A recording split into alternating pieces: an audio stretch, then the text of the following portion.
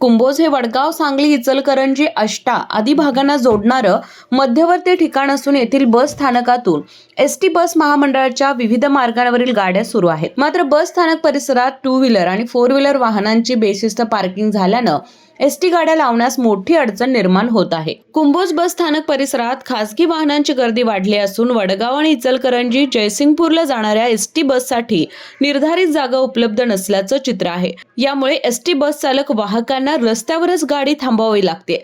या समस्येबाबत नागरिकांनी ग्रामपंचायतीकडे वारंवार सूचना आणि तक्रारी करूनही अद्याप ठोस कारवाई झालेली नाही.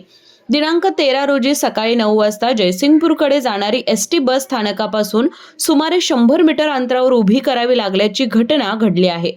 याबाबत केके न्यूज प्रतिनिधी सचिन लोंढे यांनी एसटी वाहकांना विचारले असता बस लावण्यासाठी जागाच उपलब्ध नाही, इतर वाहनांच्या पार्किंगमुळे अडथळे निर्माण होत आहेत अशी माहिती त्यांनी दिली. वाहतूक कोंडी, प्रवाशांची गैरसोय आणि अपघाताचा धोका लक्षात घेता ग्रामपंचायत प्रशासनाने तातडीने हस्तक्षेप करून बस स्थानक परिसरात शिस्तबद्ध पार्किंग व्यवस्था करावी, तसेच रस्त्यावर उभ्या केल्या जाणाऱ्या वाहनांवर कारवाई करावी अशी जोरदार मागणी नागरिकांकडून करण्यात येते. केके न्यूज साठी हातकणंगले प्रतिनिधी सचिन लोंढे.